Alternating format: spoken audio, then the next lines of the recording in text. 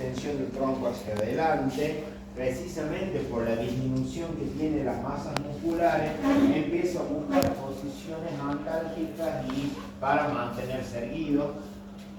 También los atáxicos y del tabes, recuerden, los ojos del tabético son su bastón. Si yo a este paciente le hago la maniobra de taxia-praxia, va a tener una ataxia bastante importante, la que sigue. También algunos decúbitos importantes, como es el paciente que tenga un decúbito de gatillo de fusil, la que sigue, o el opitótono, que el opitótono se ve frecuentemente en los pacientes con excitación meningia, que sigue, alguna facie, de la que sigue, y esto ya lo saben muy bien, la que sigue, ¿o no? Esto va al primer parcial. Y esto es fundamental. Parálisis facial central y parálisis facial periférica. La que sigue tengo. No, la anterior. Ahí poneme, haceme zoom de donde está la parte de la inervación. Y eso es una de las cosas que más se suele preguntar. Del mismo lado de la lesión, de contralateral de la lesión. Ustedes no saben dónde está la lesión. El paciente viene porque se le durmió la cara, porque tiene algunos signos que son importantes a la hora de poder evidenciar eso, como es el signo de Bell, el signo de Nigro. También a veces en las parálisis faciales de tipo centrales, el signo de fumador de pipa o el signo de la chaqueta, cuando ya está de una manera ya evolucionada esa parálisis y ha pasado de lo que es la plejía hacia la contractura, entonces ahí se empiezan a producir esos signos. Y fíjense ustedes ahí que a veces se suele preguntar por qué afecta la mitad de la cara. Y bueno, precisamente porque hay fibras nerviosas que hacen una decusación y que cuando es una lesión supra nodal está por arriba del o supranuclear, mejor dicho, no es un nodo, sino que eso hace de que la lesión, cuando es bien activa, está abarcando tanto la inervación de la parte superior como de la parte inferior de la cara. En cambio, discúlpeme, cuando es la parte superior, supratemporal, supranuclear, afecta más que todo a aquella parte de la cara que está inervada en la parte de abajo, porque lo que es la parte superior en la decusación queda del mismo lado de la lesión. Por eso es la gran diferenciación entre lo que es la parálisis facial de tipo periférica a la central. Esto es re fácil de ver. Tétanos, Parkinson, más. Robert Horren, Burdo Petit, siempre se pregunta, cuando hay algún tipo de estimulación o excitación de lo que es el plexo simpático, vamos a tener todo lo que es la fase de Burdo Petit. En cambio, cuando tenemos algún tipo de enfermedad que hace invasión de lo que es plexo y donde empieza a generar, está descrito para el tumor de Pancoas, el tumor de vértice pulmonar, pero no es el único que lo produce. Cuando ya hay inhibición, ahí sí el paciente ya está, hay tanta invasión de ese plexo a nivel cervical que va a empezar a producir daño y que lleva a que el paciente tenga la enoftalmía, el ojo seco, a diferencia de la excitación simpática que lo produce en la fase del Burdo Petit. ¿Verdad que sí? Bien, ¿verdad que sí? No, la tengo. Esa fase de mapache, la popular, da muchísima información, se ve todo el tiempo, a veces no tan abuso como se ve en esa foto, pero sí se ve una pequeña equimosis bilateral y es bastante rápida. Esto lo digo porque me ha pasado ver pacientes que tengan fractura de base de cráneo y después de la fractura de base de cráneo, paciente que ingresa a shock, que se llama en el hospital de Grabarro, con un accidente de tránsito. ¿Y cuánto puede pasar? 1 hora, 2 horas desde el accidente hasta que llega a la guardia, con él, con toda la furia. Entonces ahí ya vas a tener, ya he visto parálisis, fase de mapache en ese tipo de pacientes. Entonces la instauración de eso es bastante rápida y la equimosis tarda bastantes días en irse, no es tan sencillo. Asusta mucho, pero generalmente las fracturas de base del cráneo son bastante benignas dentro de todo, a menos que esté asociado también a ototaquia y otros signos de hipertensión endocranial. ¿Sigue? La que sigue, marcha, más de lo mismo, eso es muy preguntado, la neuritis del ciático, la neuralgia del ciático, chicos, eso es muy común, por el amor de Dios. Pacientes de 64 años con antecedentes de endocarditis que hay insuficiencia cardíaca, consulta a la Guardia Central por caída de su propia altura. ¿Qué hacen lo primero? Le hacemos un electro, le ocultamos y no tiene nada. ¡Pará! Los antecedentes del paciente me dicen que no tenía ningún tipo de signo, o sea, su patología cardíaca estaba compensada. Llega la guardia diciendo que se había caído. ¿Cómo es que se cayó? Me levanté y no me respondieron las piernas. Las dos, primero la derecha la sentí como amortiguada y después las dos. Y no tengo estabilidad, no tengo ahí. Bueno, perfecto.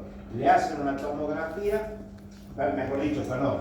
Y cómo caminaba el hombre, ampliaba la base de sustentación y caminaba en esta postura así. Como si fuera una marcha bilateral de tipo rectilínea con hipotonía, la paraplejía espástica. En ese momento estaba bien flácida.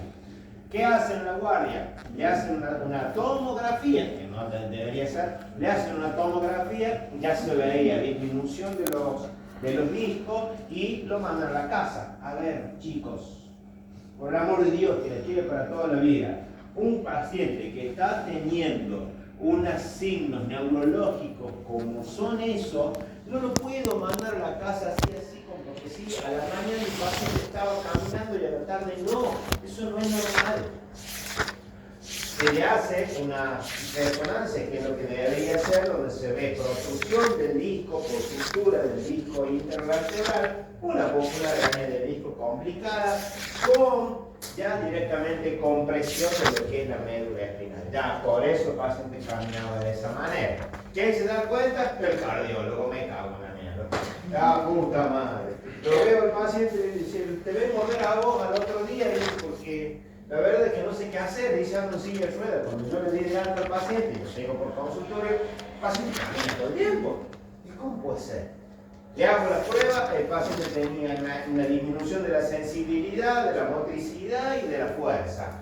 Le hacemos la resonancia y lo mando al neurocirujano y che, mira, le digo, el paciente está haciendo signo de compresión medular. Se operó, el paciente anda tranquilito hoy en día, camina.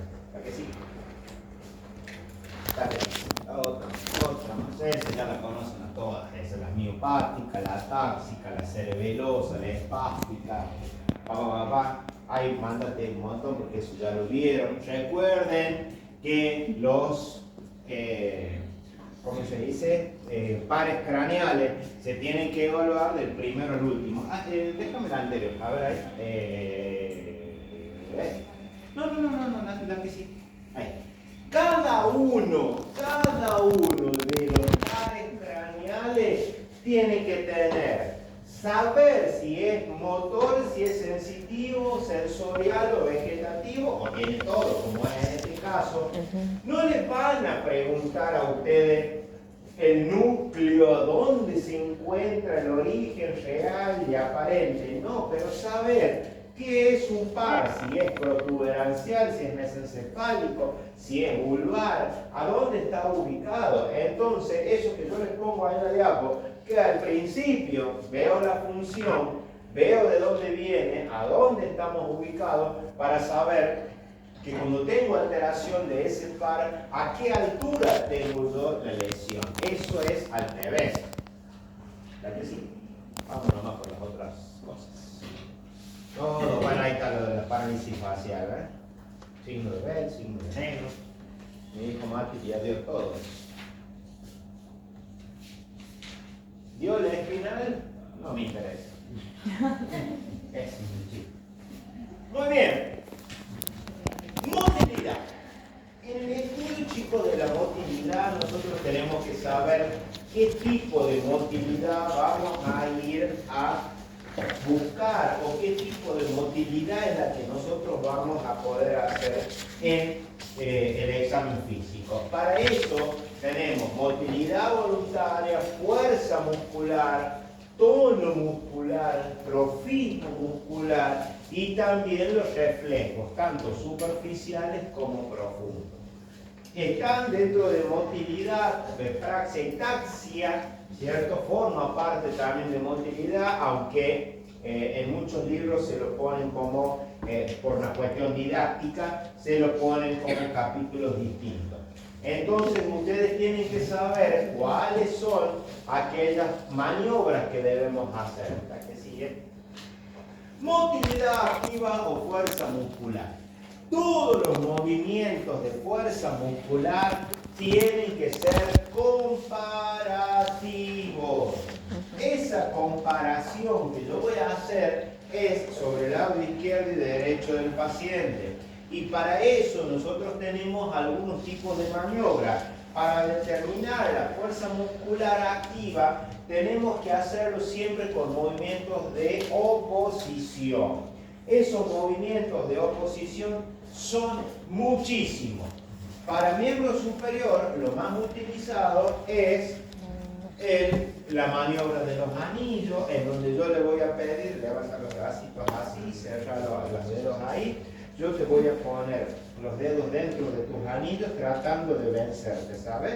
Lo único que te pido es que vos cierres los ojos y mantengas firme para que yo no pueda sacar los dedos de ahí. ¿Vamos? Mantenga, mantenga, mantenga, mantenga, mantenga, mantenga, mantenga. Muy bien. ¿Por qué lo hago cerrar los ojos al paciente?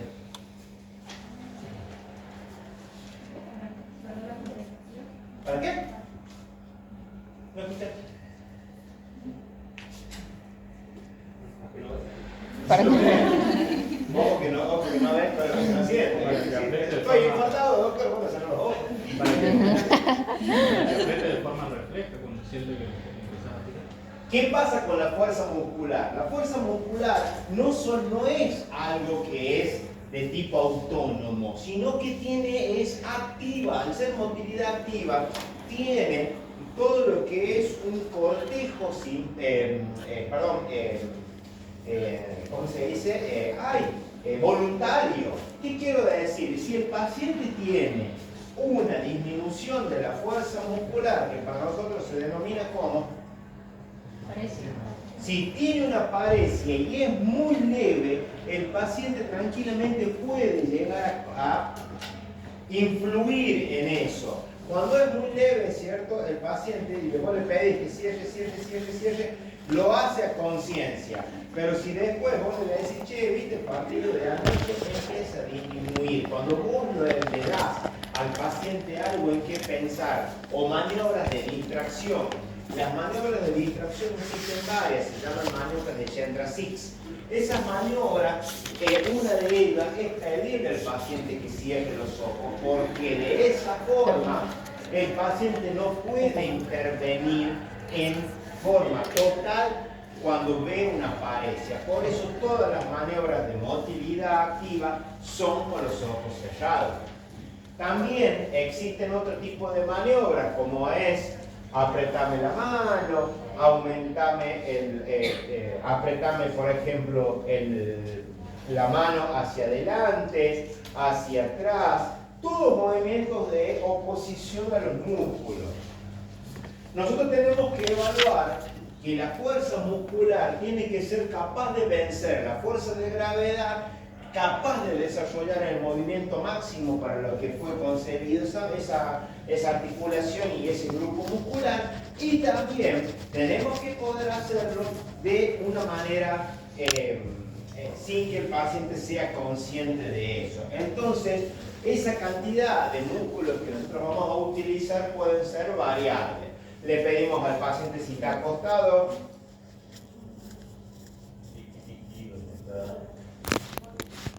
Pon el puntero.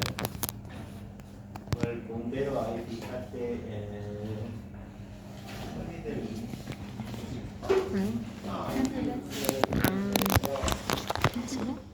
Ay, no sé si lo traje ahora.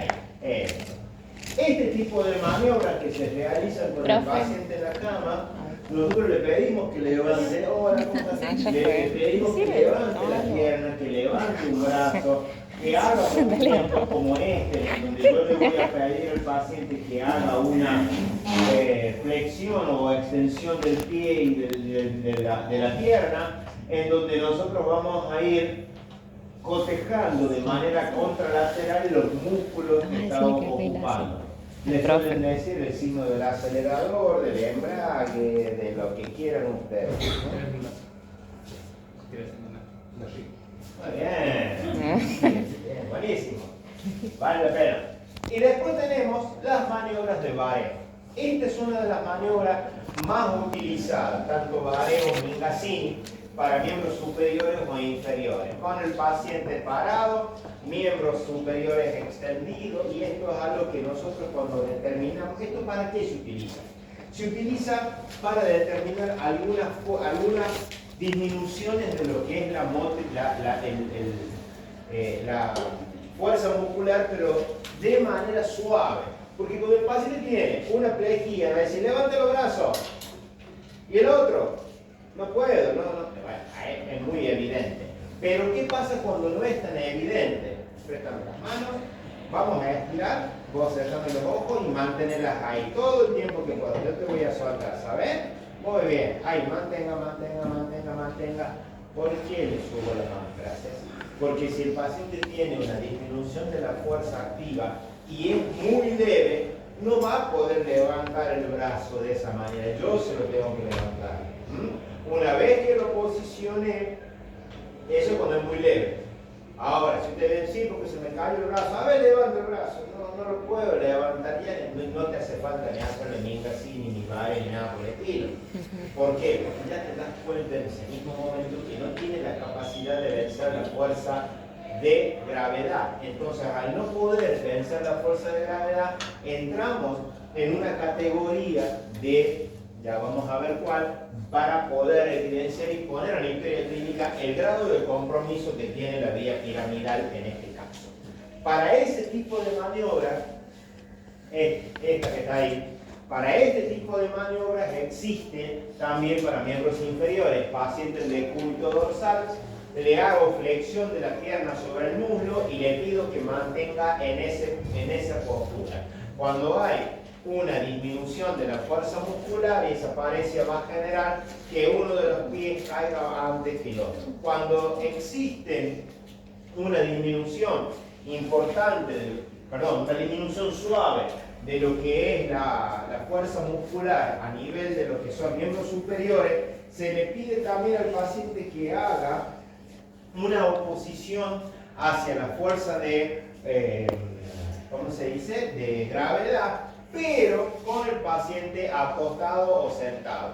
¿Qué quiere decir? Paciente que está sentado o acostado, le pido que levante los brazos, pero no con las palmas hacia arriba, sino con las palmas hacia arriba. No con las palmas hacia abajo, sino con las palmas hacia arriba, llevándolo hacia atrás de la cabeza. Eso hace de que yo le aplique mayor fuerza de gravedad a esos brazos, a esa mano. Si el paciente, cuando pone los brazos así, le pido que cierre los ojos y veo que el paciente instintivamente comienza a disminuir y a hacer la pronación de su mano, es lo que se conoce como signo de los pronadores. Eso es una disminución de la fuerza muscular, una parecia bien leve. Lo mismo pasa con Mingazzini, de miembros inferiores. Van a ver que yo lo puedo hacer con dos variantes. Un paciente joven que mantenga un buen estado físico, lo puedo hacer como dice la figura A, en donde yo le voy a hacer levantar las piernas, mejor dicho, yo le voy a levantar las piernas al paciente en extensión sin que los tobillos se toquen. No se tienen que tocar los malleolos, tienen que estar separados. ¿Por qué? Porque si yo quiero buscar una paresia muy leve, al tener los tobillos juntos se pueden compensar las fuerzas y no las voy a ver. Entonces, yo le levanto los pies al paciente y le pido, por favor, cierre los ojos y mantenga los pies así extendidos. Entonces, cuando yo veo que hay una disminución de la fuerza en una paresia de un miembro, veo que uno empieza a caer un poquito más rápido que el otro. Cuidado con esta maniobra, porque en un paciente que es diestro o que es zurdo, el miembro menos utilizado suele tener menos tonicidad, menos fuerza. Entonces, como tiene menos fuerza, ¿qué es lo que va a suceder con ese miembro? Bueno, va a tender a caer un poquitito más rápido que el otro. Pero para eso tenemos que tener en cuenta que están otro tipo de maniobras y ver el estado físico del paciente. Si yo tengo un abuelito de 85 años, no va a poder hacer básicamente este tipo de maniobras, a menos que sea, qué sé yo, Cornillo, que tiene como 90 años, vuelve ya activo y en todos los sentidos. Mira, tiene que ser un hijo a los 85 años. Bueno, sigamos. Reputero la negra. Existe también la maniobra de Mingasini hecha de esta forma, en donde para tipos de pacientes en los cuales no tengan una correcta fuerza muscular, yo voy a hacer una flexión del muslo sobre el abdomen y de las piernas sobre el muslo, tratando de forjar un ángulo de 90 grados entre las piernas y el muslo, y eso lo voy a ubicar yo al paciente para que el paciente mantenga los pies en esa postura, y una vez que saco mi mano, ¿se entendió eso o no? ¿Sí? Bien, yo le pongo al paciente, yo le levanto las manos, yo le levanto, el examinador le levanta las piernas y se las coloca en el lugar específico donde tiene que ir. Después le voy a soltar yo las piernas y le voy a pedir que mantenga todo lo que pueda. Entonces, en esa postura, yo voy a ver si es que una pierna cae más que la otra. ¿Verdad que sí? Todo eso me sirve para hacer una escala de una posibilidad de medir todas estas parecias. Existen múltiples escalas para medir fuerza muscular. Básicamente la escala de Oxford es la más utilizada, en donde te habla de 6 grados. En donde el grado 0 es la ausencia de movimiento y de contracción. Este es un paciente que tiene una parálisis total. También en el grado 1 es una débil contracción de la zona tendinosa, pero que no llega al movimiento. Hay una modificación, ¿cierto?, de la fuerza muscular, hay una modificación del miembro afectado, pero no llega a mover, a levantar hacia un determinado lugar. El grado 2 es aquel cuyo rango óptimo de movimiento lo puede hacer en todo el rango del movimiento, pero sin meterle gravedad a eso. ¿Qué quiere decir? No le voy a poner una resistencia, solamente le voy a decir al paciente que haga lo siguiente. Ahí está, sin fuerza de gravedad, ¿cierto? Vamos a hacer lo siguiente. Yo te voy a levantar el brazo y vos vas a tratar de mover este brazo hasta acá. No llego más. No puede vencer ni siquiera la fuerza de gravedad. Eso es un grado 2 de movilidad. Hace todo el movimiento, todo el rango de movimiento óptimo, pero sin la gravedad. En cambio, no vence la fuerza de gravedad. En cambio, el grado 3 es cuando vence el rango del movimiento. ¿Por qué se habla del rango del movimiento? Porque si yo tengo una anquilosis en la rodilla, aquí no lo voy a poder mover, aunque tenga la fuerza muscular bien. Este paciente ya puede vencer completamente la gravedad, pero no la resistencia que yo le impongo. El grado 4 ya tiene una resistencia moderada, vence la resistencia normal, vence la gravedad, tiene un rango óptimo de movimiento y esto es movimiento de tipo voluntario. Y el grado 5 es aquel que tiene una correcta, un músculo normal que puede vencer la gravedad, que puede hacer todos los movimientos y que no tiene ningún tipo de espacio flexible. Bueno, pregunta de examen. ¿Cómo hago la diferenciación yo para saber si esto es una plejía superior o bajo?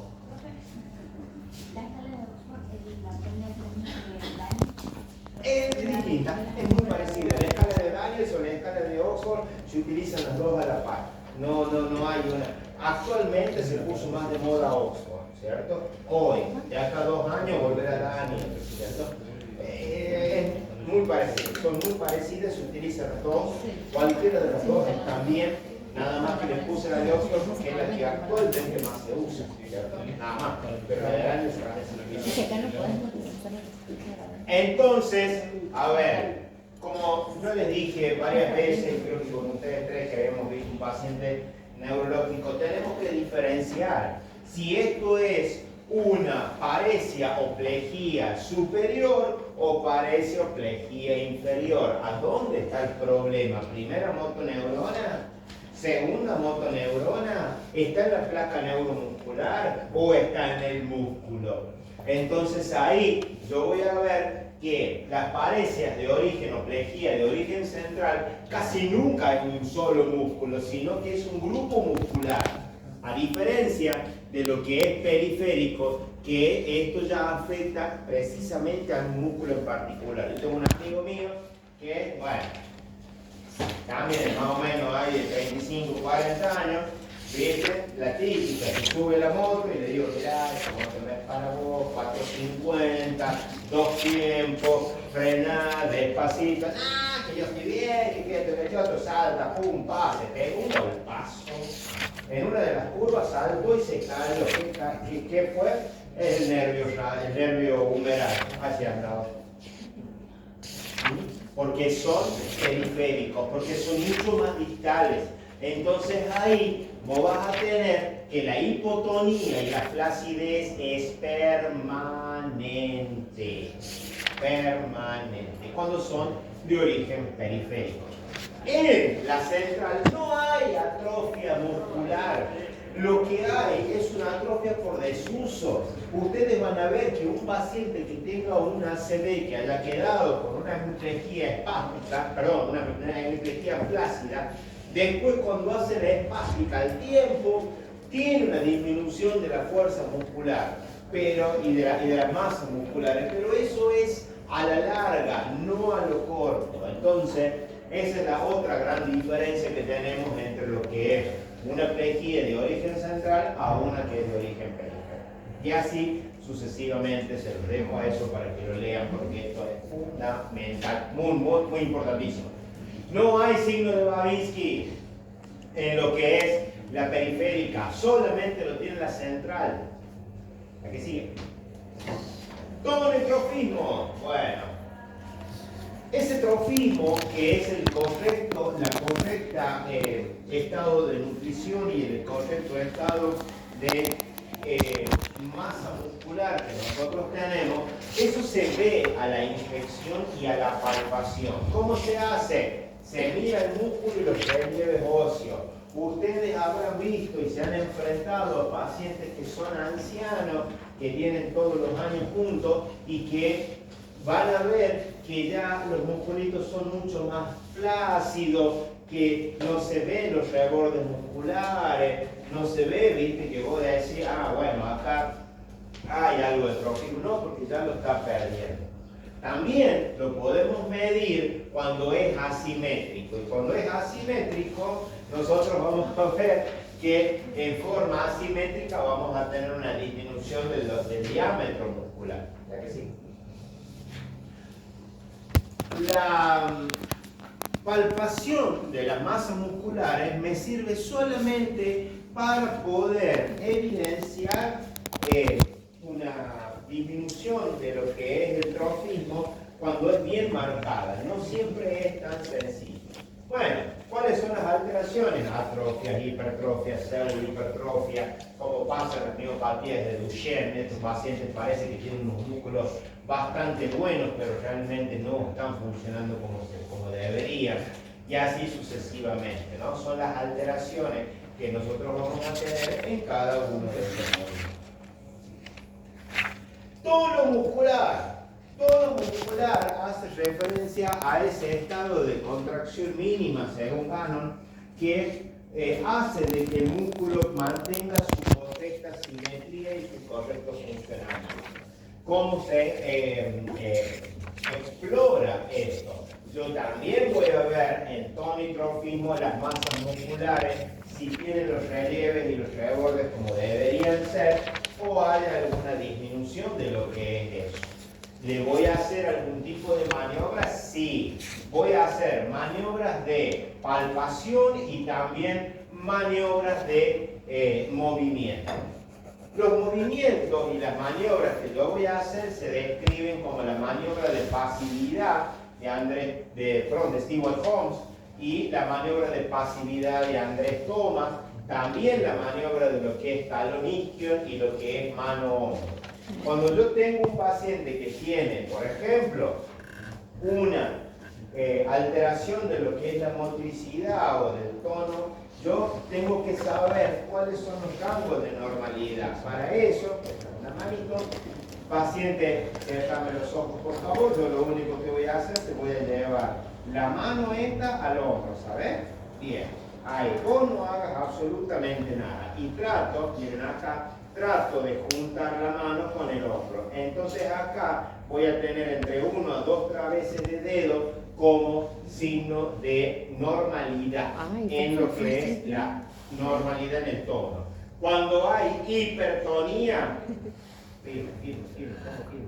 eso, no puedo hacer eso. Entonces cuando yo no puedo llegar con la mano, con la muñeca hacia el hombro, yo tengo que saber qué tipo de hipertonía es.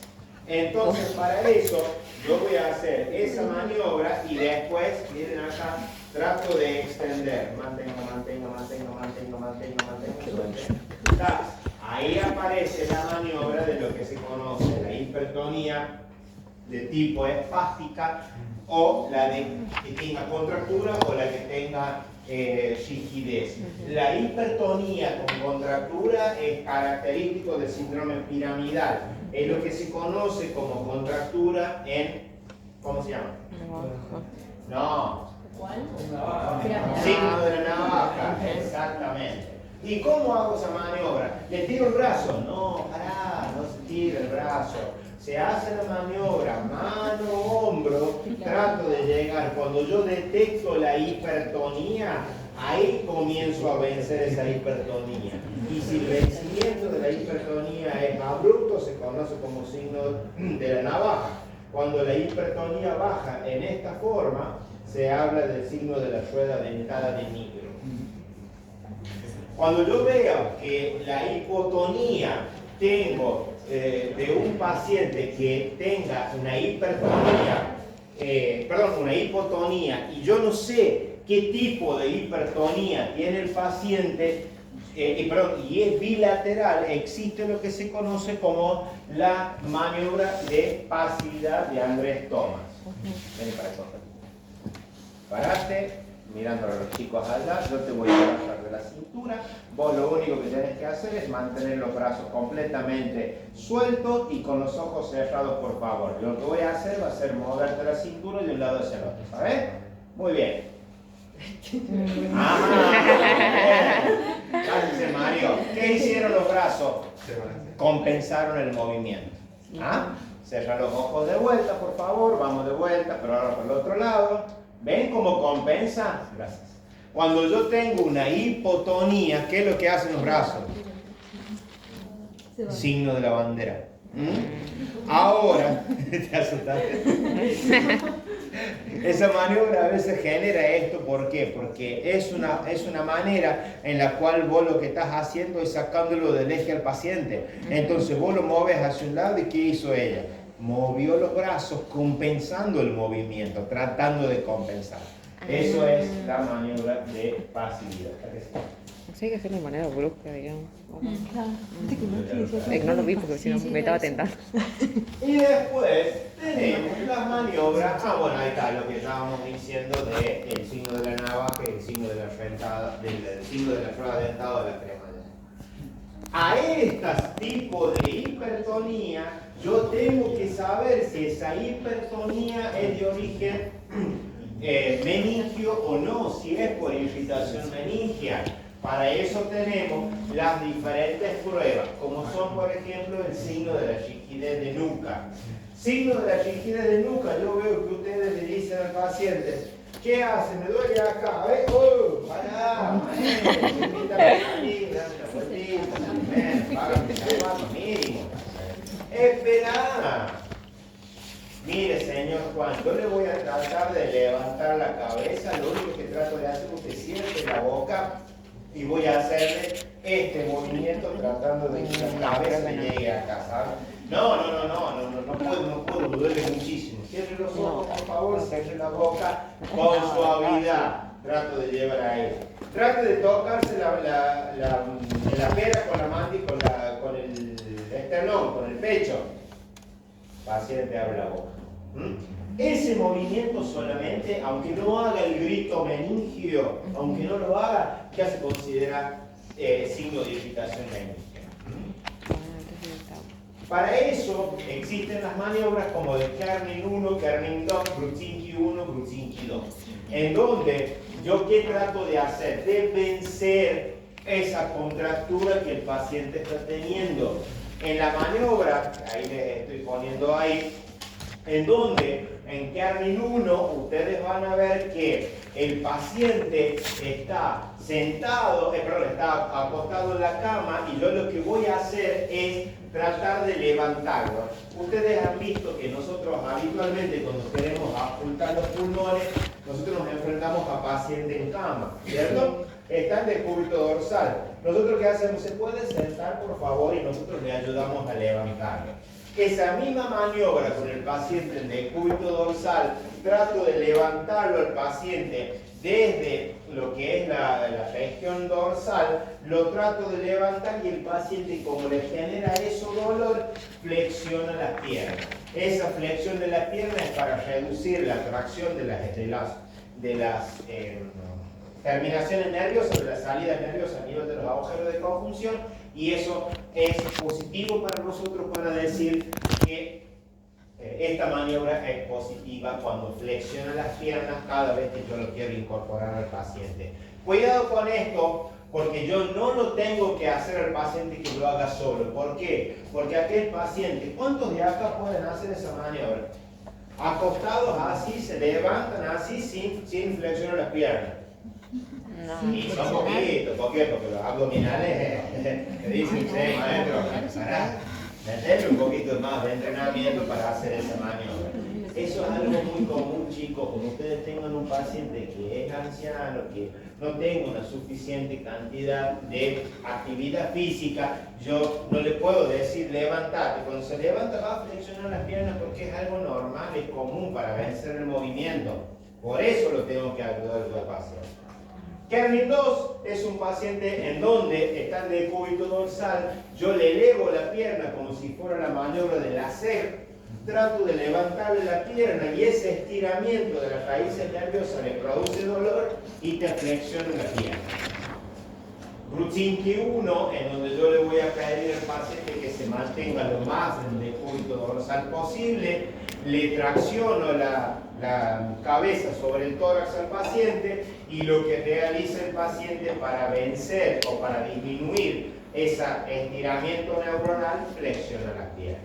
También, cuando yo le pido al paciente de hacer una flexión de las rodillas, le hago al paciente una flexión de una de las rodillas entre lo que es pierna sobre el muslo, muslo sobre el abdomen, y la otra pierna se contrae precisamente para disminuir la tensión que tiene en esas meninges que están irritadas.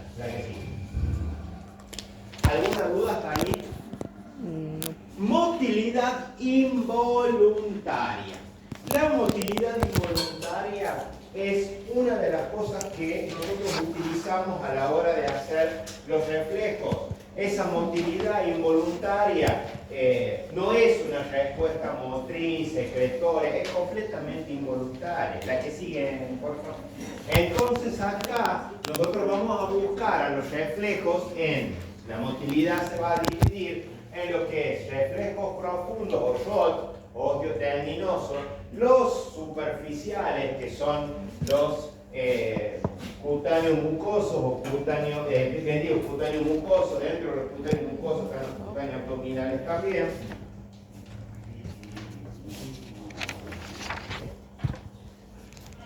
Y después tenemos los reflejos de automatismo medular y los de postura. ¿Cómo lo pongo yo en una historia clínica?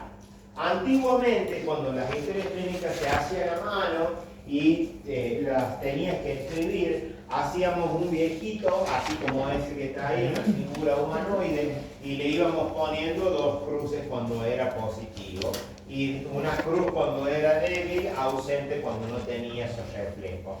Actualmente hay una posibilidad que es esta que está acá, en donde lo vamos a clasificar a los reflejos osteotendinosos en diferentes grados. Y acá hay que tener mucho cuidado.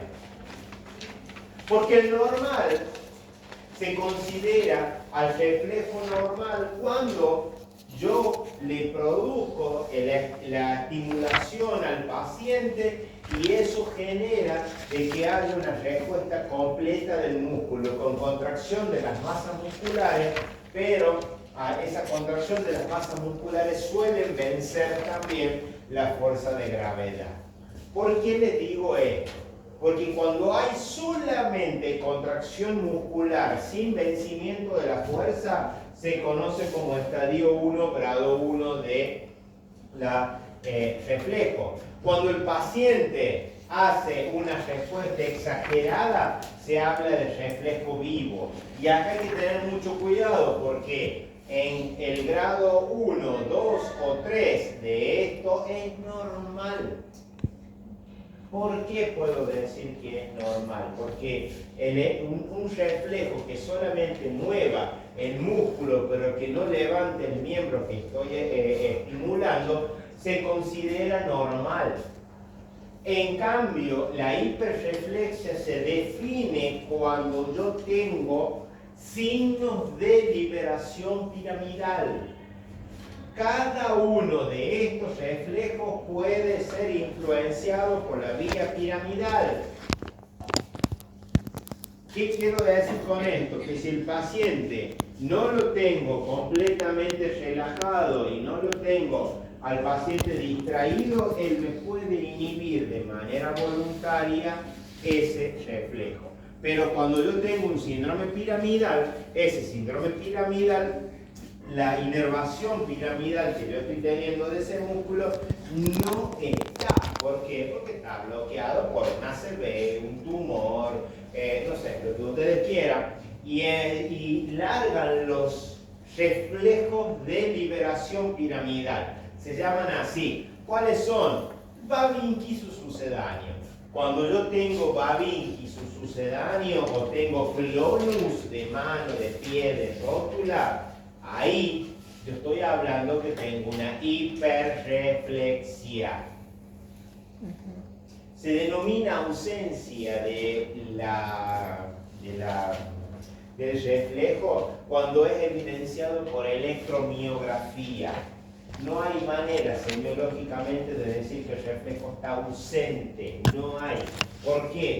Porque solamente con la pequeña contracción yo ya estoy teniendo un grado 1 de reflejo. Entonces el grado de reflejo 1 sigue siendo débil, pero está presente.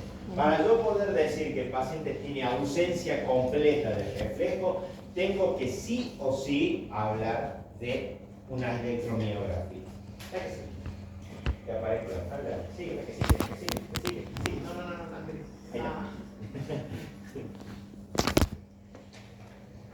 Reflejos osteotendinosos de la parte superior de la cabeza. En esto, muy bien. Venga, doctora, para acá, ya que está usted tan... Tengo que pasar de allá, pero no importa, se pasan sola. El reflejo orbicular de los párpados. Ese doctor, le pongo la mejor silla. Sí,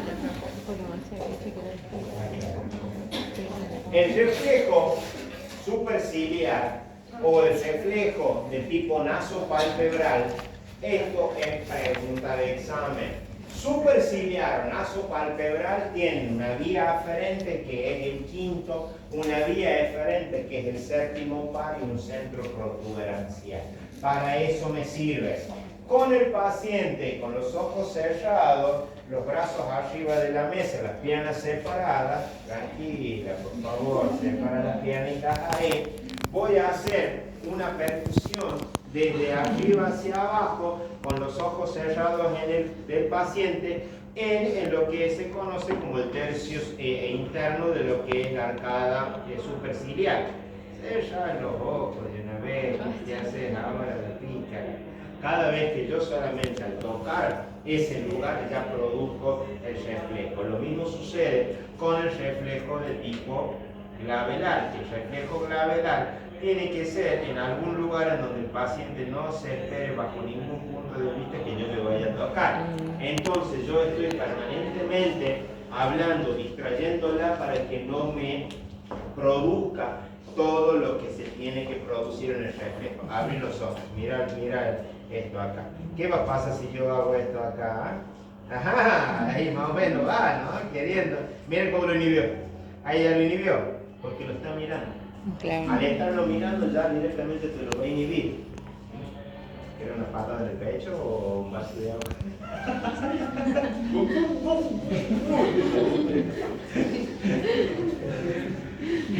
El reflejo maceterino.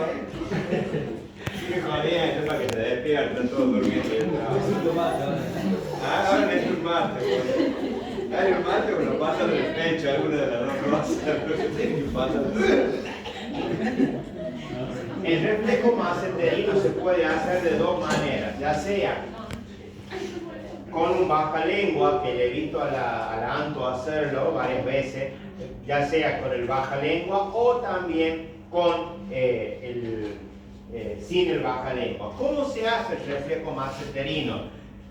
La mano tiene que dividirse en dos, en donde los cuatro dedos están, levantando un poquito la cabeza, están palpando el macetero. Y la otra parte del dedo, que es el pulgar, va a estar justo por debajo del labio inferior. Tratando de abrir un poquito la boca, eso, ahí. Flojita. Te grabas. Dale, flojita. Ahí, eso, muy bien. ¿Qué es lo que voy a buscar ahí? Siempre con los ojos cerrados, por favor. Yo voy a hacer una percusión. Ahí ella lo inhibió, no se ve que la mandíbula haya cerrado, pero sí se siente la contracción maceterina. Ya con la contracción maceterina, por eso le pongo la mano ahí. ¿Se entendió? No es solamente, esto es importante con el bajalengua. ¿No tenemos bajalengua? No. Es importante el bajalengua porque yo estoy haciendo la tracción hacia abajo en el bajalengua. Entonces, al hacer la tracción hacia abajo con el bajalengua, eso me ayuda a mí a poder tener mayor rango de movimiento. Anton, acá hay un bajalengua. Ahí está. Qué grande que son. Ese es el paciente de las 5, ¿no? Mira, te ganaste otro.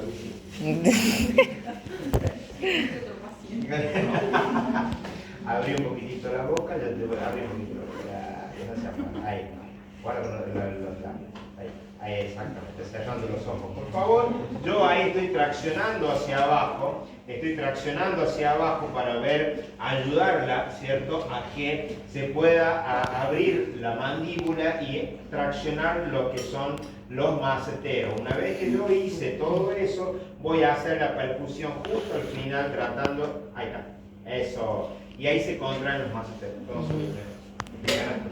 ¿Qué te dijo? Más trabajo todo el año y ahora querés...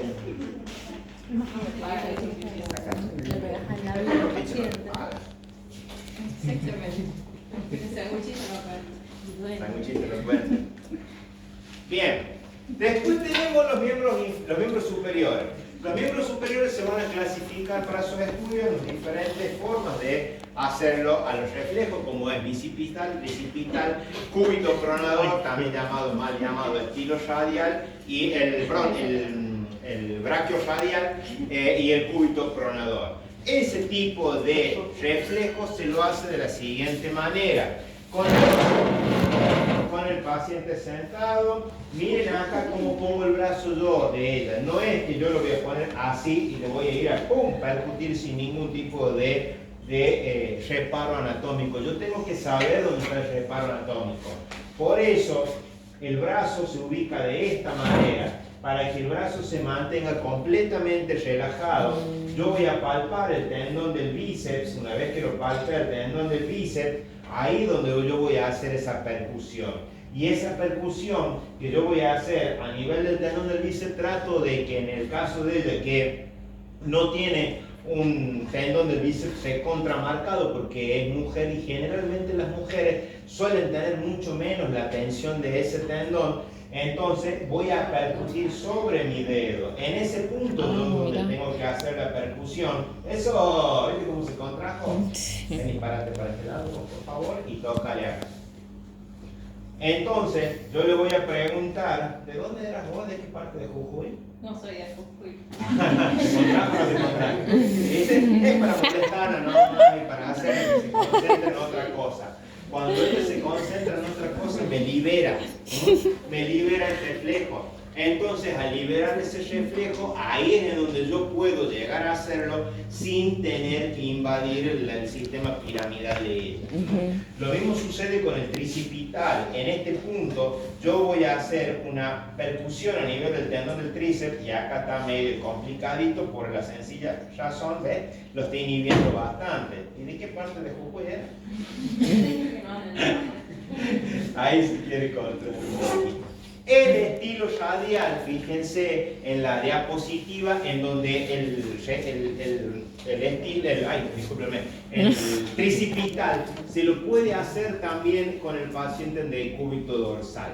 El paciente en decúbito dorsal, ubicado con la mano por sobre del pecho, ahí yo puedo llegar a traccionar y ver un pequeño rango de movilidad. Ese movimiento que hace el antebrazo hacia la extensión es lo que yo voy a palpar con la mano que tengo a nivel de la muñeca, ¿no? Estilo radial, percusión a ese nivel, estiramos la manito, tratando de mantener en ese punto, ahí. Y acá sí es muy complicado porque ella, como es flaquita y chiquitita, tiene un tendón bien pequeño. Apenas se termina de contraer los músculos. ¿Qué es lo que hace el estilo radial? Voy a percutir a nivel de la apófisis estiloide del radio, justo por arriba de la apófisis estiloide del radio, con la mano en pequeña pronación, y la respuesta positiva es la supinación. Centro de integración, al revés sería, ahí el cúbito pronador, en donde yo voy a poder diferenciar, en este caso, la mano, una pequeña postura de supinación, percusión a nivel de la porción inferior de lo que es el cúbito, y hace una pequeña supinación. Esta matilla. Centro de integración, ok.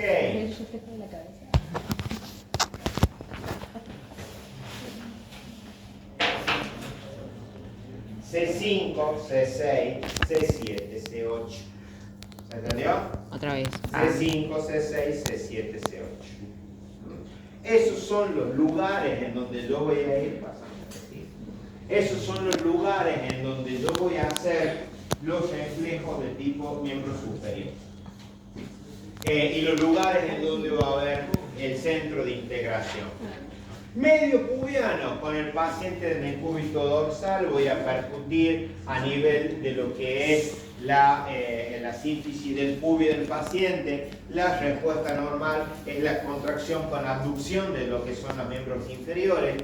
El reflejo patelaro rotuliano se puede hacer de dos maneras, ya sea con el reflejo, con el paciente sentado o con el paciente acostado. A ver la que sí, si tengo una de... Ah, no, anterior. Entonces, lo puedo hacer con el paciente también acostado. ¿Cómo hago con el paciente acostado? De la siguiente manera.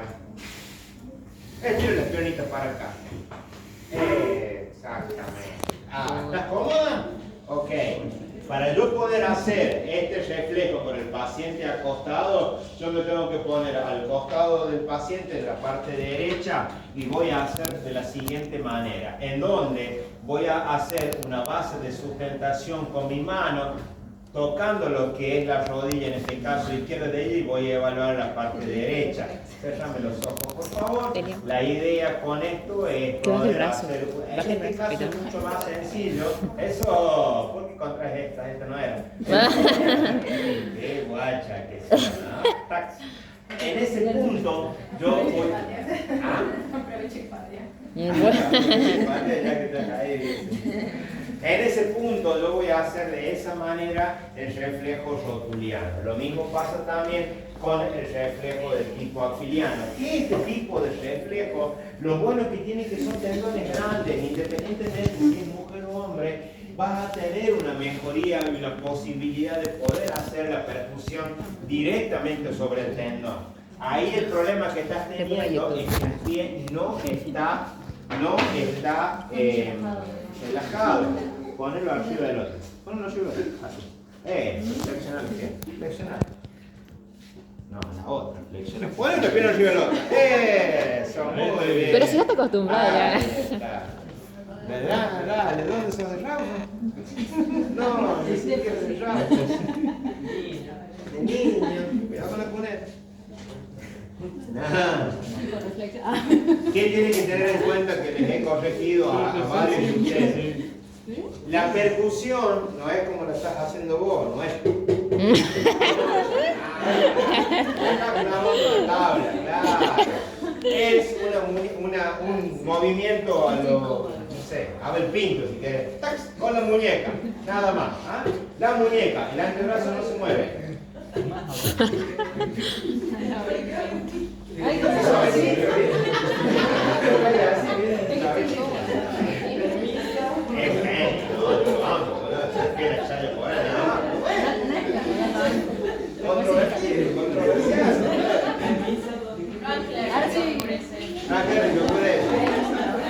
O no lo ven, ustedes digo,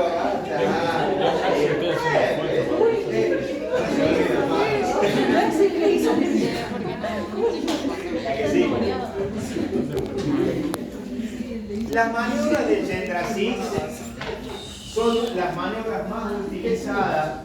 Está descrito que las maniobras de Gendrasix son maniobras de distracción. Está descrito Gendrasix como le pido al paciente que haga una contracción o que se tome las manos de esta forma, tratando de hacer fuerza, ¿cierto? Y mirando hacia otro lado. Esa es la popular maniobra de Gendrasix, pero también existen cualquier tipo de maniobra que yo pueda hacerle, que el paciente se relaje y piense en otra cosa, me va a ayudar a mí a poder hacer una correcta evaluación de lo que son los reflejos osteotendinosos. Los reflejos osteotendinosos, como dijimos, se inhiben por una inervación simpática, ¿no? Muy bien. Una de las maniobras más comunes para hacer que el paciente se relaje es pedir hacerle cuentas matemáticas. Como por ejemplo, cierre los ojos, don Juan, empezamos en el 100 y va a ir bajando de 7 en 7, no de 5 en 5, de 7 en 7. Uy, qué difícil. Bueno, empecé, es más fácil, dale, yo te ayudo. Bien, 100 menos 7 son 93. Menos 7, dale, seguí vos. Cuando el paciente se concentró en la cuenta matemática, a vos te liberó el reflejo. No engañar, no trata de engañar. Reflejos cutáneos superficiales.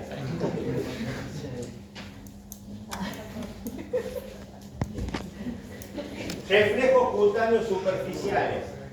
Los reflejos superficiales se clasifican en lo que son reflejos cutáneos mucosos, o los cutáneos o los mucosos. En un gran grupo se habla de cutáneo mucoso. reflejo corneal, en donde el aferente va a ser el quinto par, séptimo el facial en el eferente y su centro de integración es protuberancial. La que sigue. Con el paciente con los ojos cerrados, en una pequeña torunda de algodón, le toco entre el nivel de la esclerótica y el iris, en donde en ese punto el paciente tranquilamente va a cerrar los ojos si tiene el centro protuberancial normal. Esto nosotros lo hacemos mucho y capaz que lo habrán visto en pacientes en coma. Los pacientes en coma, cuando nosotros queremos ver si se está despertando y estamos en fase de extubación, cerramos nosotros la pseudoanalgesia y el paciente empieza a tener algún tipo de reflejo. El reflejo cutáneo conjuntival o corneano también me sirve para ver muy bien protuberancia, lo mismo que el reflejo nauseoso, en donde yo voy con un bajalengua en la parte posterior, toco la vez de la lengua en la parte posterior y genera la arcada. Ese reflejo nauseoso también es protuberancial, pero el aferente es otro, noveno par y décimo vago como la parte eferente, ¿no? Cutáneos abdominales, la que sigue. Los cutáneos abdominales se utilizan bastante con el paciente en decúbito dorsal. Tengan mucho cuidado con utilizar esta parte de lo que es el martillo, porque esto le puede dañar la piel, chicos, ¿eh? Tengan mucho cuidado. ¿Qué es lo que utilizamos? Lo que comúnmente utilizamos, la lapicera Bic, o esta otra parte que es la cabeza de lo que es el alfiler, tratando de ir desde afuera hacia adentro con un reflejo de manera bien simétrico. Comienzo desde la parte superior y después voy bajando desde arriba hacia abajo. Desde afuera hacia adentro. Trax, trax, trax, trax. De arriba hacia abajo. En forma ordenada. Eso me va a dar a mí la posibilidad que el reflejo es positivo cuando hay una contracción del ombligo hacia el lugar estimulado. Siempre de afuera hacia adentro. Gracias. Ahí. Después tenemos, eso es, el reflejo cutáneo abdominal superior, 7, 8 y 9 lumbares, dorsales. En cambio, lo que es el medio está ubicado entre la novena, décima y undécima, y el inferior entre el 11º al 12 nivel de la metámera dorsal, ¿no? Eso me ayuda a mí también a poder diferenciar algún tipo de lugares en donde puede haber sección medular. Reflejo cremasteriano, que sigue. El reflejo cremasteriano, yo le voy a hacer al paciente una estimulación en donde el paciente está desnudo con las piernas separadas y levemente abiertas hacia el costado. Hago una estimulación desde arriba hacia abajo por todo lo que es la parte interna de lo que es el muslo. La respuesta es la contracción del cremaster y la elevación, ya sea del testículo o también de lo que es labio mayor de la mujer. Mira. Después vamos, este tiene un centro de integración lumbar, ya, 1 y 2. Y después, más abajo, y si yo quiero ser el lumbar 4, ¿a dónde voy? Por eso el anterior. Anterior. Ahí. Reflejo rotuliano o patelar, estoy a nivel del E4. Lo que estoy tratando de hacer es haciendo una segmentación desde arriba hacia abajo por cada uno de los dermatomas metámera. Entonces, yo puedo utilizar el plantar, puedo utilizar otros también como son los osteotendinosos. No solamente voy a utilizar los centros de origen, los reflejos de origen cutáneo mucoso, sino también los osteotendinosos para determinar desde arriba hacia abajo a dónde está la lesión. Lo mismo pasa con el reflejo plantar, la que sigue. Reflejo plantar se hace de la siguiente manera. Con el paciente con el pie completamente desnudo, voy a hacer una estimulación desde la parte de afuera hacia arriba y después hacia adentro por todo lo que es la planta del pie. Este reflejo tiene que ser un reflejo, una estimulación, bastante fuerte. No es solamente hacer esto, chicos, es una estimulación fuerte. El reflejo plantar consta de dos respuestas. Antes de que el paciente camine, la respuesta normal es la extensión. Cuando el paciente empieza a caminar, o sea, ya es un niño, un adolescente, un adulto, la respuesta normal es la contracción en retirada, así, ¡tax! Cuando eso cambia, la que sigue, tenemos lo que se conoce como reflejo de Babinski. Definición del reflejo de Babinski. ¿Qué es el Babinski? Defina.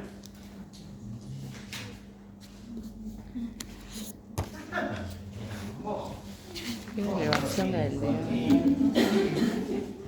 El abanico. Inversión patológica del reflejo plantar. Esa inversión patológica del reflejo plantar lo que está diciendo es que ante la misma estimulación yo voy a hacer una respuesta completamente distinta. Cuando hago la estimulación, la respuesta patológica puede ser de dos grandes tipos. La primera es lo que se conoce como Babinski completo, apertura del hallux y apertura de los otros dedos en abanico. A eso se lo conoce como Babinski completo.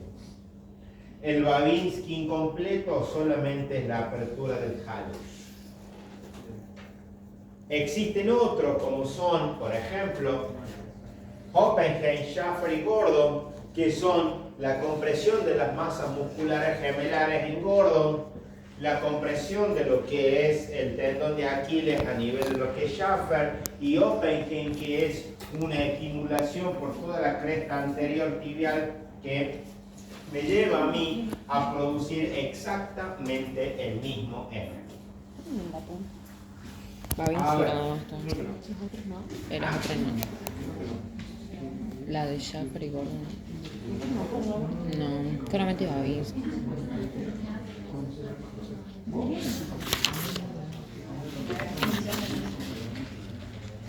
Reflejo anal.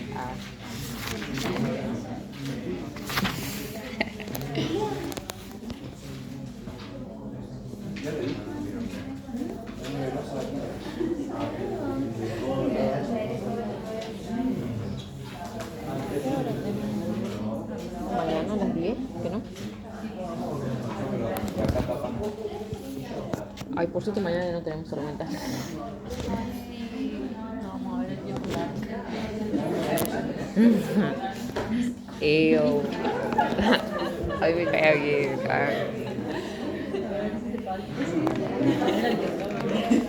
Bueno, vamos. Ah, ok. En donde mientras yo estoy con la estimulación de lo que es la rótula, sigue todavía y mantiene, y mantiene, y mantiene, y mantiene. Esos son reflejos de... ¿Viste que el otro día les había dicho que haber filmado de ese del truzo? Qué bonito. Sí. No, no nos dimos cuenta, pero estaba buenísimo por filmar. Eso hace que el estímulo que uno está haciendo, creo que es la que se ¿no? Sí, ahí está. Clonus, la maniobra de clonus. Clonus puede ser de rodilla, de pierna o de mano. La estimulación del clonus tiene que hacerse de manera secuencial, tratando de estirar el tendón, como en este caso, ¿cierto? Yo lo hago en este caso de mano. Y hay una gran diferencia entre lo que es clonus y asterixis, o lo que se conoce como flapping. Cuando ya lo van a ver en el tercer parcial. El flapping o asterixis es una estimulación pues, en insuficiencia hepática de las terminaciones nerviosas y hace lo siguiente. Clonus, vieron que a veces dicen, che, no sé por qué me está empezando a faltar un poquito de alcohol y aquí empezando a temblar. ¿Viste? A veces se habla eso. El cirrótico con insuficiencia hepática, cuando empieza a tener una ausencia de lo que es un nafta, que es el alcohol, empieza a temblar. ¿Y cómo es ese temblado? Ese temblor es un temblor que es intencional y de reposo y de gran amplitud. Nada que ver con el hipertiroidismo. Eso se ve en la insuficiencia hepática con la maniobra de asterixis, que es una forma de clasificar la insuficiencia hepática a la encefalopatía hepática. La maniobra es muy parecida, cambia solamente esto. El clonus tiene que estar con el brazo extendido, mi mano menos hábil está extendiendo el codo para que el codo no haga flexión y la otra mano hace una estimulación. El clonus es de la siguiente forma. Hago 2, 3, 4 estimulaciones y mantengo. En primera instancia a veces empieza a producir este movimiento. En cambio el flapping es muy parecido, con la diferencia de que el brazo puede no estar en extensión, lo puedo hacer con el brazo extendido, ¿cierto? Hago estimulación y suelto. Lo normal es que pase esto. No, mentira. Eso es normal. Eso es flapping. Lo normal es que el paciente se quede quieto. Cuando el paciente hace un temblor bastante fuerte de esta manera, eso es un paciente que está haciendo flapping. Signo de Hoffman. Cuando yo le pido al paciente que haga esta maniobra, tiene que hacerse de la siguiente forma. Por favor, vas a hacer esta maniobra tratando de hacer un cierre de lo que son los dedos como si fueran anillos. Yo le estiro el dedo medio del paciente y le hago este tipo de estimulación. Aprieto fuerte hasta que aproximadamente empieza a hacer dolor y suelto. Lo normal es que no haga nada. Lo patológico es cuando se exagera la contracción y aumenta lo que es el anillo, eso es Hoffman positivo. Hay rosolino, hay todo lo demás, ¿cierto? Pero estas maniobras, cuando yo tengo alguna de estas maniobras, es positiva para reflejo de liberación. Lo normal es que contraiga, digamos. ¿Alguna duda con reflejos? Que retraiga. ¿No? ¿Qué? Bueno, la exploración de la sensibilidad superficial o profunda, siempre tenemos que tener en cuenta que hay que tener en cuenta la estimulación y el lugar donde yo voy a ir a buscar lo que al paciente le está sucediendo, para que siga. La superficial, la anterior pregunta. La superficial es la sensibilidad táctil, térmica o algésica. Por favor, cierre los ojos y yo voy a ir haciendo la sensibilidad, lo voy a ir tocando en diferentes partes de su cuerpo para que usted me diga si yo le estoy o tocando o pinchando con la punta de la lapicera, ¿cierto? Entonces comienzo desde arriba hacia abajo, cierre los ojos, pincha ahí, toco acá, pincho acá, acá no hago nada, del otro lado voy haciendo movimientos completamente alternados en los diferentes lugares, de arriba hacia abajo, voy haciendo movimientos alternados. Eso es de manera táctil. Térmica, dicen las guías que se hace con tubos de ensayo, con agua caliente, agua fría. Normalmente, ¿qué es lo que se hace? A lo argento, se agarra un encendedor, se calienta aproximadamente un ratito una llave o alguna cosa de metal y se va haciendo la estimulación de un lado hacia el otro. Siempre teniendo en cuenta que tengo que evidenciar a dónde está ubicado el dermatoma que el paciente esté afectado, ¿no? Lo mismo pasa con la térmica y la algésica también. Toco, pincho y lo voy haciendo de manera completamente con los ojos cerrados para que el paciente no se dé cuenta de eso. ¿La que sigue? Y la sensibilidad profunda, muy, muy, muy importante. Varestesia. ¿Cómo hago yo para saber si el paciente tiene la sensibilidad profunda alterada o no? La varestesia es comprimir en dos lugares diferentes y preguntarle al paciente cuál de los dos tiene mayor tipo de peso. Estirame los bracitos así, cerrame los ojos por favor. ¿Cuál de las dos manos estoy apretando más? La derecha. La derecha, muy bien. Pon las palmas para arriba por favor. Mantener ahí siempre con los ojos cerrados. Yo te voy a poner dos objetos arriba de la mano, uno más grande que el otro. Vos me vas a decir cuál es más pesado de los dos. El derecho. El derecho. Muy bien, perfecto. Y si yo te digo, por ejemplo, cierra los ojos, por favor. Cierra los ojos y decime cómo está tu pie izquierdo. No, no mires. Apoyar el piso. Ajá, está con la punta hacia la izquierda, hacia adentro o hacia afuera. Hacia adelante. Hacia adentro, porque sos chueco. Bien, muy bien. ¿Qué evalué? Para chegar. Todo evalué, ¿no?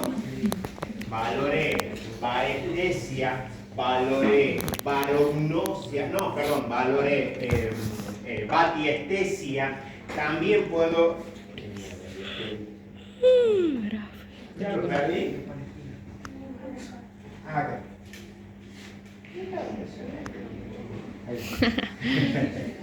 ¿Qué valoré ahí? Valoré la varestesia en donde determiné si estás recibiendo más presión de un lado que del otro. Y también le medí lo que es la barognosia, cuál es si es más pesado o no. También le medí la batiestesia, ¿cierto? Cérrame los ojos de vuelta, por favor. Yo te voy a poner, levanta los brazos hacia arriba. Vos me vas a decir qué tipo de elemento te estoy poniendo ahí. Cerralo, tocalo, completo ahí. ¿Qué es eso? No, la lapicera. ¿De qué colores? ¿De qué está hecho? Parece un plástico. ¿Y esto qué es? El martillo lo refleja. ¿Y de qué está hecho? De metal. Muy bien, perfecto. ¿Qué evalúo ahí? Tienes Con los gracias, ojos Ceci. cerrados. Estoy valorando lo que es la... no me digo nada, ahí dónde está, acá está. La barognosia. Tratar de diferenciar los objetos que el paciente tiene adelante, si es más pesado, si es más liviano y de qué está hecho. Porque ahí estoy evaluando también la gnosia del paciente. Saber de qué está hecho tiene un previo aprendizaje.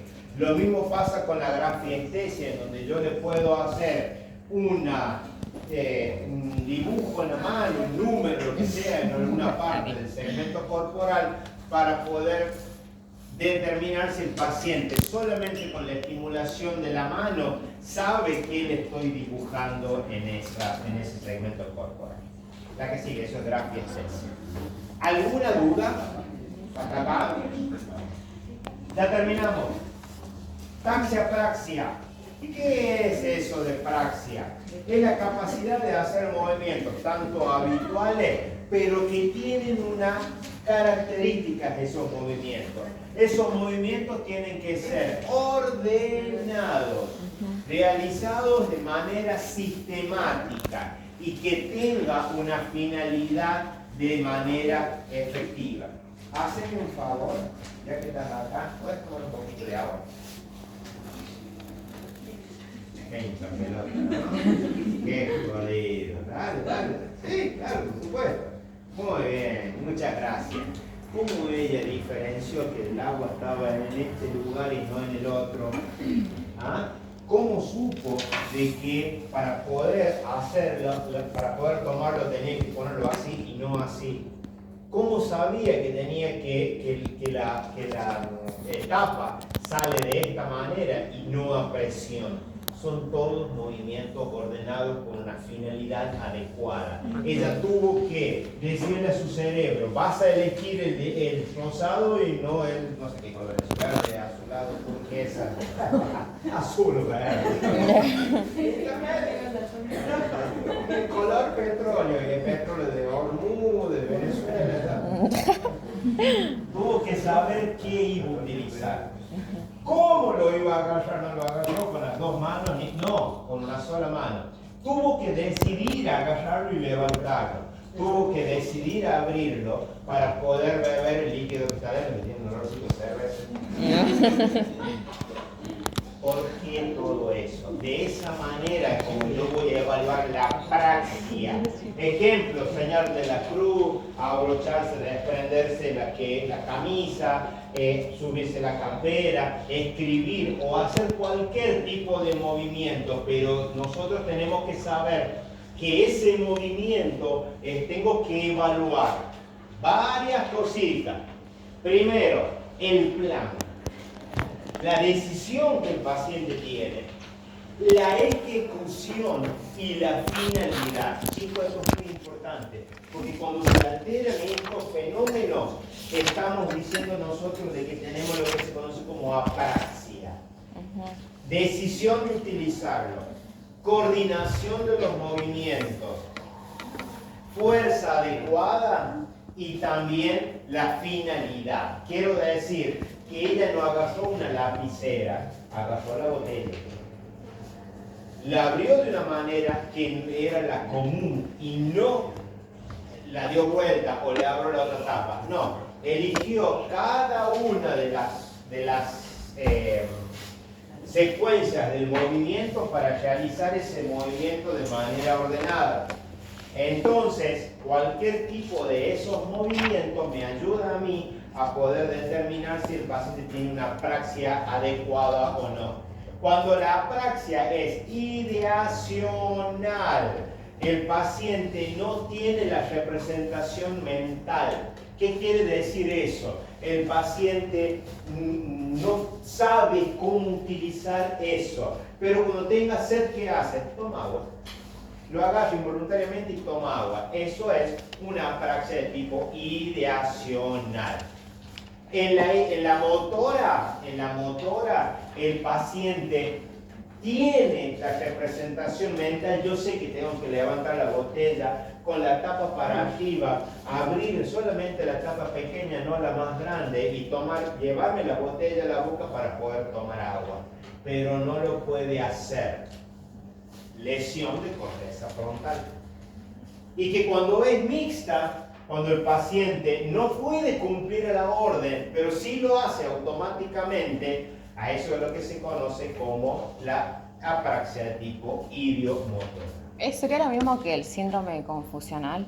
No. ¿No?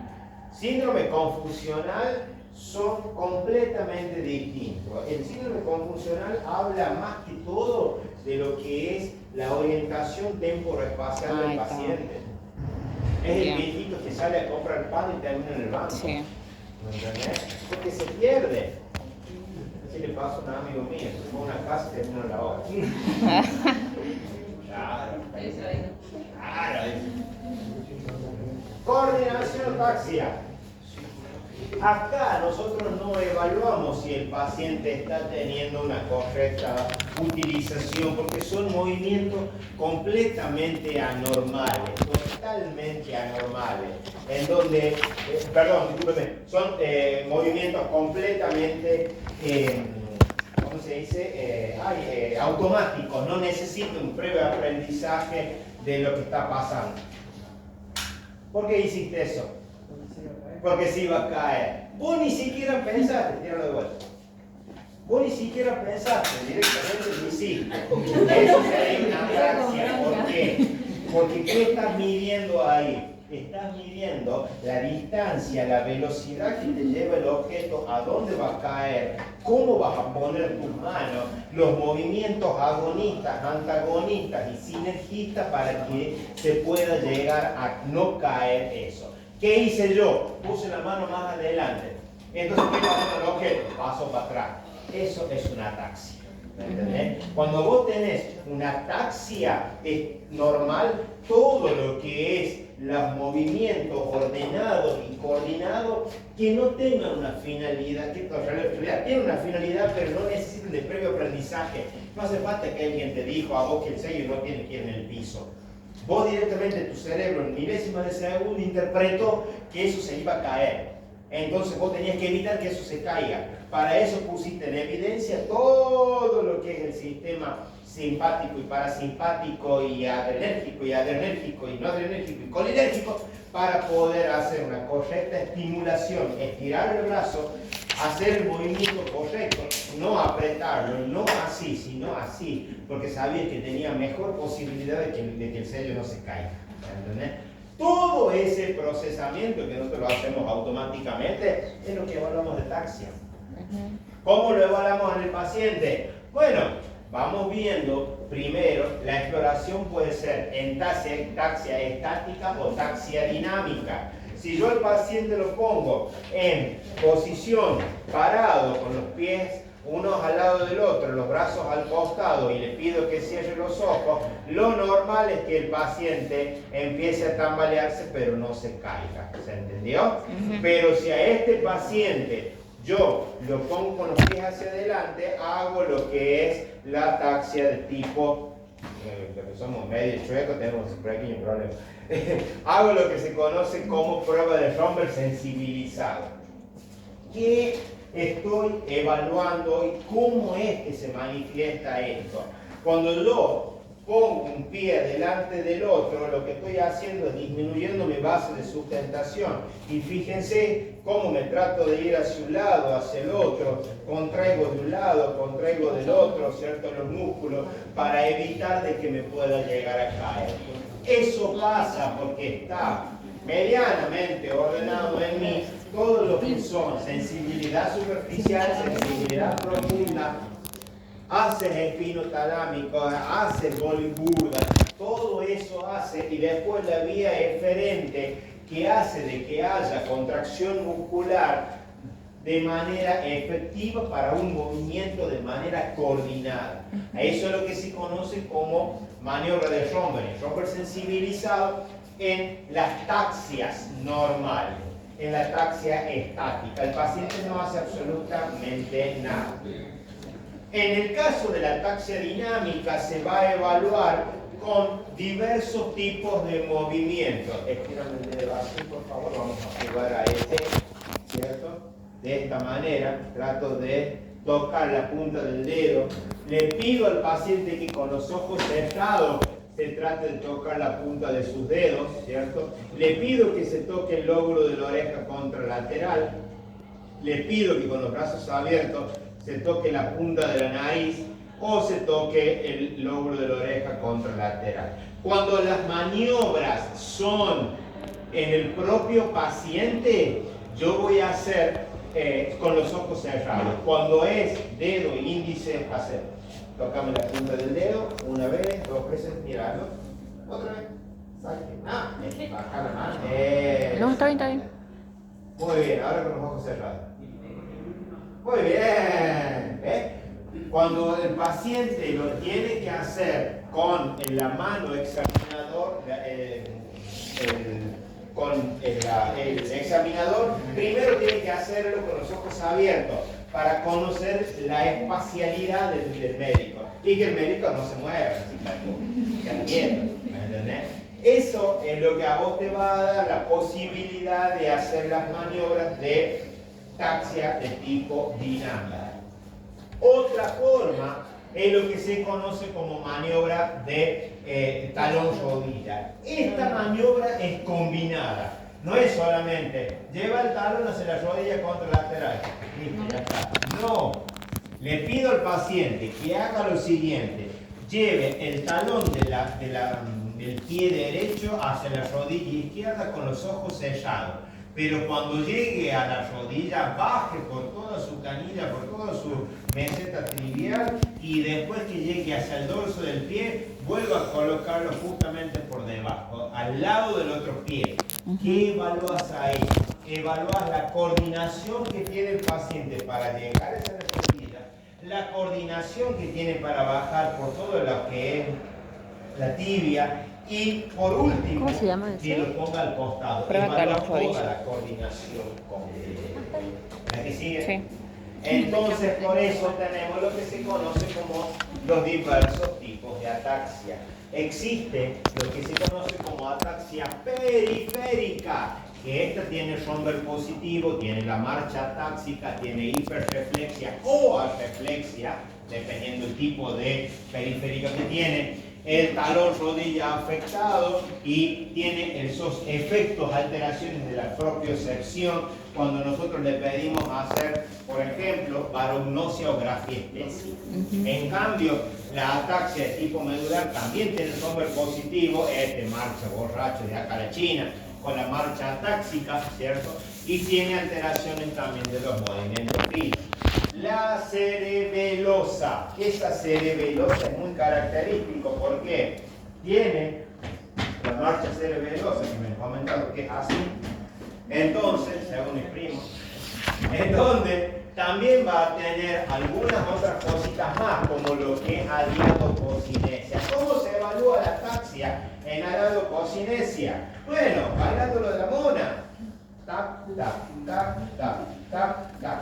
Pero no de esta manera. Paciente tiene que estar sentado o tiene que estar acostado y tienen que pegar las manos en la cama. Así, de esta forma. O en la rodilla. ¿Por qué? Porque si yo lo hago así, no puedo valorar si es que el paciente está haciendo formas completas o no. En cambio, cuando lo hago de esta manera, ahí sí puedo evaluar cuando el paciente tiene, por ejemplo, en vez de caer con la palma, cae con el canto de la mano. En vez de hacer esto, el paciente hace esto. Y eso, ya me pelea del lado eso es lo que a mí me da lo que se conoce como adiadococinesia. También tiene dismetría. Vos me tiraste el sello, yo no llegué, ¿cierto? Me pasé. Eso, ese movimiento, como por ejemplo, yo quiero agarrar la botella y hago esto. ¿Entendés? Me quedo corto o me paso. Eso es lo que se conoce como dismetría. Esa dismetría es característica de la ataxia de tipo cerebelosa. También tiene disartria, también tiene esa marcha cerebelosa. Y algo muy importante es el nistagmus. Nistagmus, el otro día ahí le subió Matías un examen físico que habíamos visto nosotros en uno de sus compañeros, de que tenía esos nistagmus. La laberíntica, que forma parte del síndrome vertiginoso periférico. ¿Alguien de acá sufre de síndrome vertiginoso? No, son todos sanitos. Hay mucha gente que cuando se sube el auto hace una pequeña curva y empieza ya con la cinetosis. O se suben a una montaña rusa. Se suben a una montaña rusa y entonces, porque esas alteraciones laberínticas son bastante comunes. ¿Por qué? Porque el paciente tiene vértigo, puede tener nistagmus. El Schomburg es tardío, muy tardío, ya cuando pasa mucho tiempo de afectación laberíntica. Tiene desviación de la marcha, el paciente tiene una marcha que va más hacia el lado afectado que hacia el otro. Y cuando yo le hago maniobras como por ejemplo Schomburg sensibilizado, el paciente parece que o Schomburg común, parece que lo haga resolviendo, ¿viste? Tiene lateropulsión de un lado.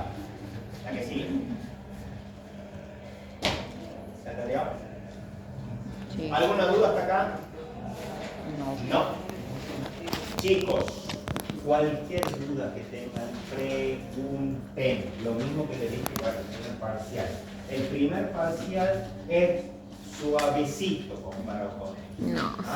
Por lo tanto, cuando